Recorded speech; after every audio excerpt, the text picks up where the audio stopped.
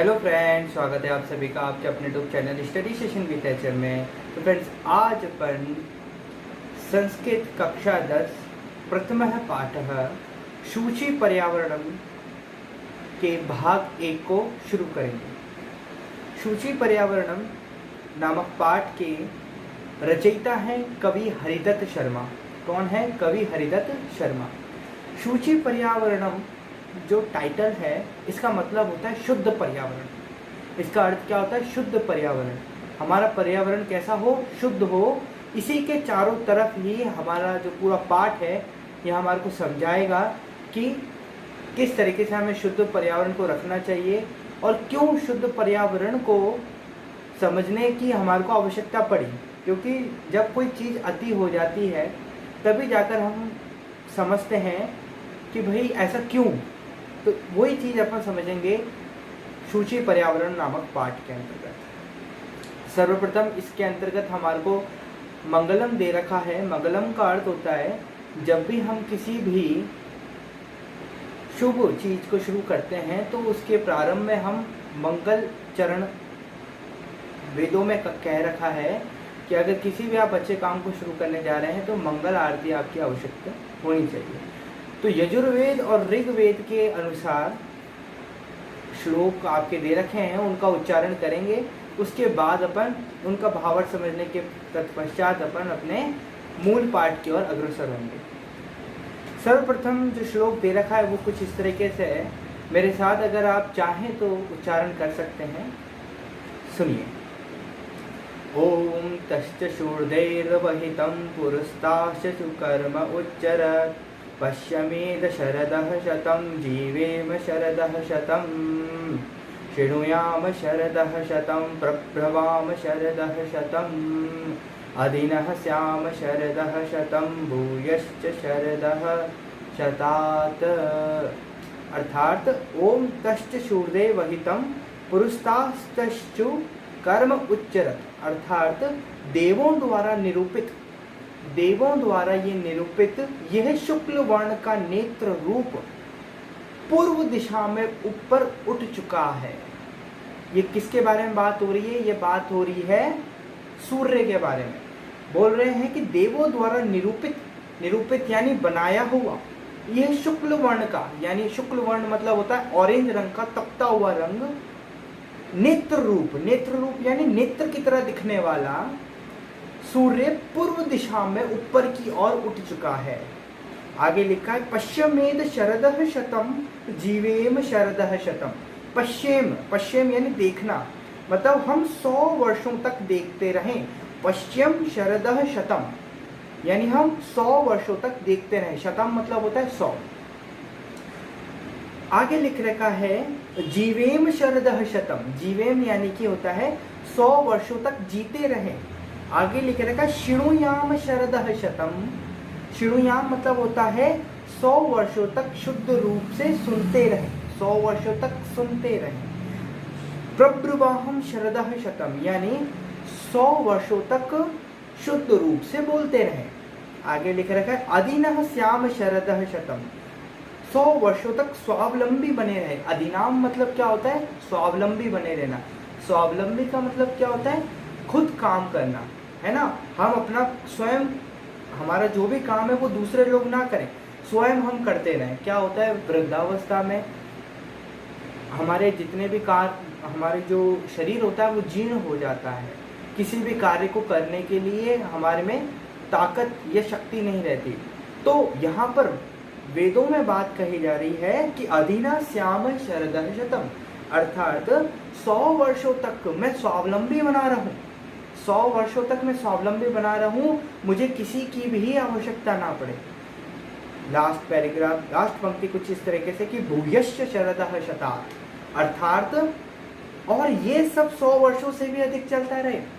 यानी ये जो मैंने जो जितनी भी बातें कही कि 100 वर्षों तक हम जीते रहें, 100 वर्षों तक हम अच्छा बोलते रहें, 100 वर्षों तक हम अच्छा सुनते रहें, 100 वर्षों तक हम क्या करते रहें? स्वावलंबी बने रहें। और ये जो जितना भी काम है ये 100 वर्षों तक से अधिक हो, है ना, ये होता है। इसका मतलब ये है कि वेद हमारे को बताना चाह रहे हैं कि हमें, वेदों का ये कथन है कि हमारा जीवन बढ़ता रहे, आगे बढ़ता रहे, और हम हमारे जीवन में सिर्फ पॉजिटिव थिंग को ही, यानी पॉजिटिव बातों को ही हमारे और आकर्षित करें, अट्रैक्ट करें। ये पहला जो श्लोक है वो आपको बताता है। अब सेकंड जो श्लोक है उसके ऊपर चलते हैं। सेकंड जो मंगलम का श्लोक है वो कुछ इस तरीके से उच्चारण करेंगे थोड़ा।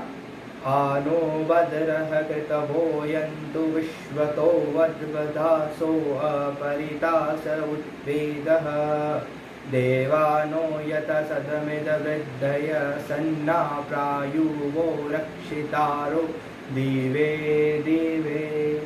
अर्थात आनो भद्रः कृतवो यन्तु विश्वतो अद्वधासो अपरितास उत्वेदः। अर्थात हमारे पास चारों ओर से ऐसे कल्याणकारी विचार आते रहे जो किसी से ना दबे। क्या होता है, बहुत सी बातें, बहुत सी कल्याणकारी बातें हमारे पास आती हैं, लेकिन हम किसी नकारात्मक बात के प्रेशर में यानी दबाव में उस कल्याणकारी विचार को त्याग देते हैं। जैसे बोला जा रहा है कि है ना, भगवान की क्या करा करो आप, भगवान, अगर आपको कुछ भी दुख है, आपको कोई भी तकलीफ है, डर है, तो आप भगवान के पास जाइए और उनसे प्रार्थना कीजिए। लेकिन कुछ मूर्ख लोग आपको कुछ इस तरीके से तर्क करेंगे, आपको दबाने की कोशिश करेंगे। अरे यार, भगवान थोड़ी ना होते हैं, बता, अगर है भगवान तो मुझे दिखा दे, है तो मैं, जो तू कह रहा है ना कि दुख हो, तेरे टीचर ने तेरे को अगर बताया कि कोई भी दुख हो तो भगवान से शेयर करना चाहिए, वो 100% तुम्हारा निवारण करेंगे। अगर तू एक बार मुझे ये दिखा दे कि भगवान होते हैं तो मैं भी ऐसा ही काम करूंगा। अरे मैं इन फालतू बातों को नहीं मानता, तो आपके मन में संदेह उत्पन्न हो जाएगा, आप डाउट करने लग जाएंगे, यार बात तो सही कह रहा है, भगवान को तो मैंने भी कभी नहीं देखा। तो ये क्या हुआ, कल्याणकारी विचार आपके पास आया, आपके गुरु ने आपको बात बताई, लेकिन आपने क्या करा, किसी नकारात्मक बात के प्रभाव में आकर अपने गुरु की बात को दबा दिया। तो यहाँ यही कहा जा रहा है, आनो भद्रः कृतवो यन्तु विश्वतो अद्वदासो अपरितास उद्वेदः। अर्थात हमारे पास चारों ओर से ऐसे कल्याणकारी विचार आते रहें जो किसी से ना दबे, उन्हें कहीं से बाधित ना किया जा सके, यानी उनके आड़े कोई ना आए, कोई ऑब्स्टिकल उनके सामने ना आए, कोई रुकावट उनके सामने ना आए। किनके सामने, कल्याणकारी विचारों के सामने। अपरितास का मतलब यही होता है, बाधित ना किया जाए। एवं अज्ञात विषयों को प्रकट करने वाले हो। उद्भिदः मतलब क्या होता है, प्रकट करना। उद्भिदः मतलब क्या होता है, प्रकट करना, प्रोड्यूस करना, उत्पाद करना अपने आप से। तो ऐसे विषय जो आज तक दुनिया में कभी भी क्या नहीं हो पाए, उजागर नहीं हो पाए, जिनके बारे में किसी ने बताया नहीं, ऐसे विषयों को प्रकट करने वाले बन जाए हम, ऐसे विषयों को प्रकट करने वाले बन जाए हम। ये हम किससे प्रार्थना कर रहे हैं, हमारे ईश्वर से प्रार्थना कर रहे हैं। आगे लिख रखा है, देवो देवानो यत सदमिद वृद्धय सन्न प्रायुवो रक्षितारो दिवे दिवे। मतलब प्रगति को न रोकने वाले, अप्रायुवः। अप्रायुवः मतलब क्या होता है, बिना रोकने वाले। हमारी जो प्रगति है, जो हम दिन पर दिन पढ़ते जा रहे हैं,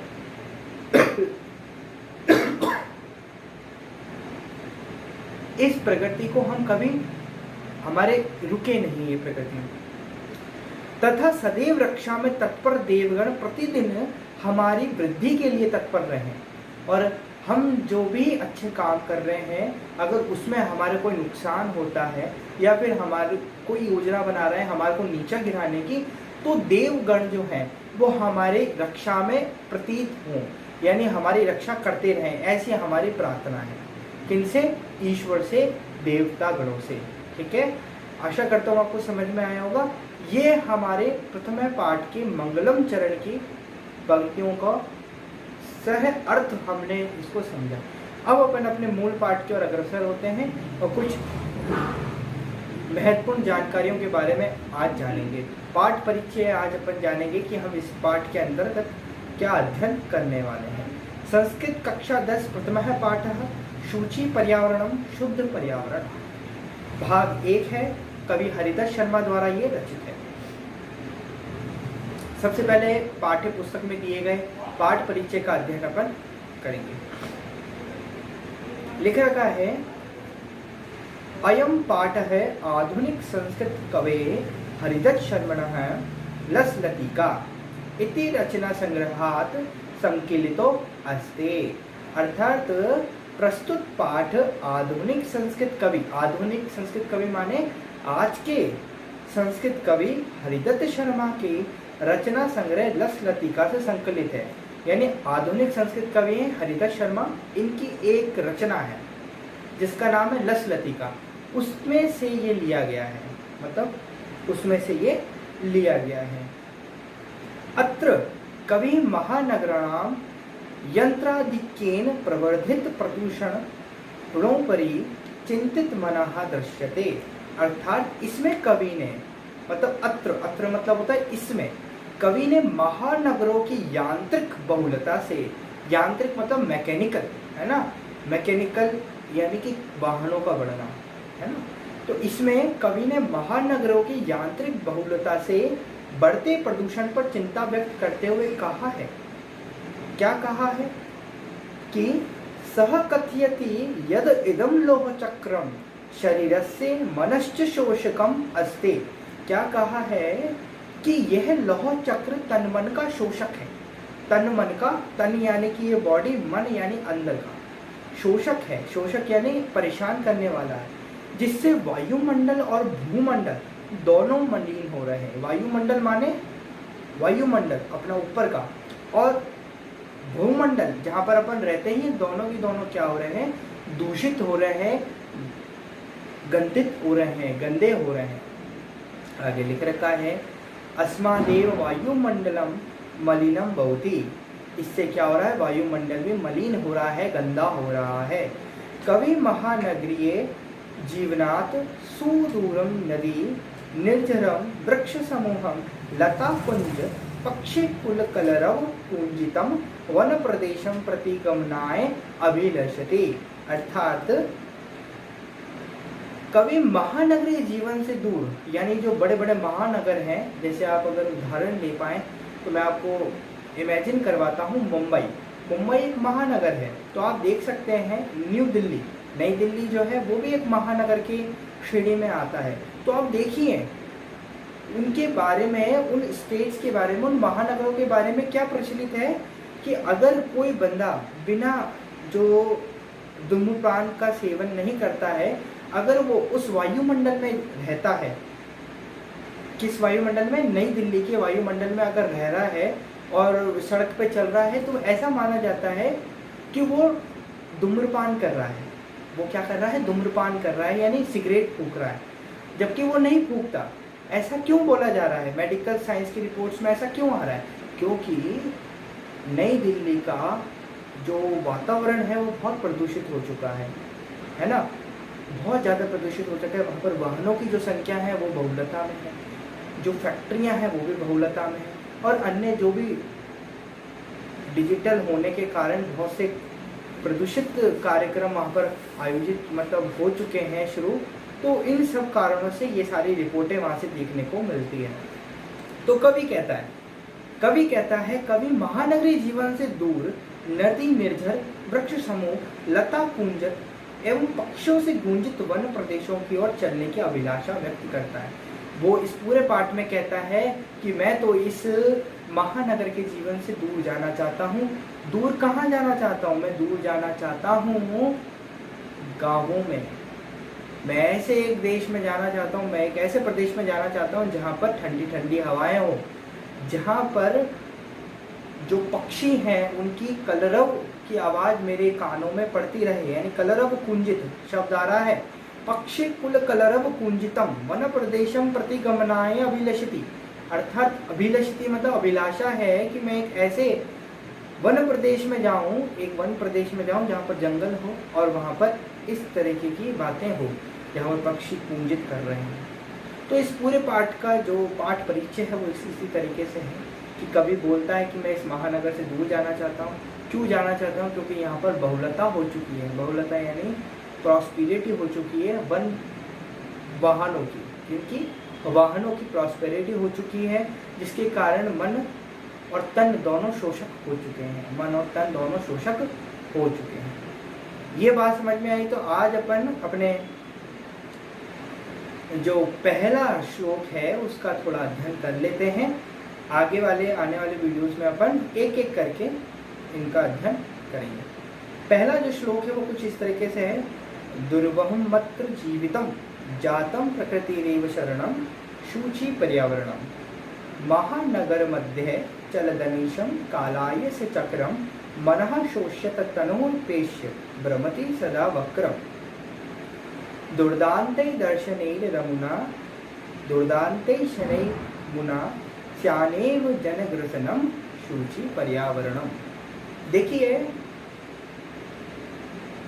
पूर्व में हुए बोर्ड परीक्षा 2022 के अंतर्गत इसी पाठ से लिया जा रहा है श्लोक। इसमें बोला जाता है कि अन्वय सहित क्या कीजिए, आप इनका हिंदी अनुवाद कीजिए, और कभी कभी संस्कृत अनुवाद करने के लिए भी आपसे बोल दिया जाता है। तो जब तक आपको श्लोक के एक एक शब्द का अर्थ मालूम नहीं होगा तब तक आपका कुछ नहीं हो सकता। तो इसलिए हमने यहाँ पर कठिन शब्दार्थों को भी यहाँ पर क्या रख दिया है, हर एक पर्टिकुलर श्लोक के जितने भी शब्दार्थ, महत्वपूर्ण शब्दार्थ हो सकते हैं जो आपकी व्याख्या करने में सहायता, हिंदी अनुवाद करने में सहायता करेंगे, वो शब्द यहाँ पर लिख रखे।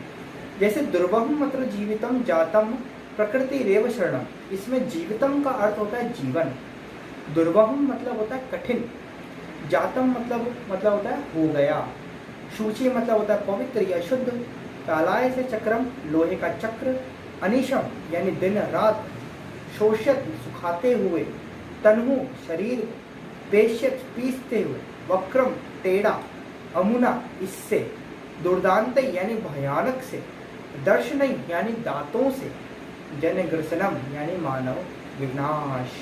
तो इसका एक बार किस तरीके से आपको लिखना है, अगर बोर्ड में ये पूरा का पूरा अगर ये पैराग्राफ आ जाता है आपके सामने तो आप किस तरीके से वहाँ पर प्रेजेंटेशन देंगे, तो वो थोड़ा आप देखिए।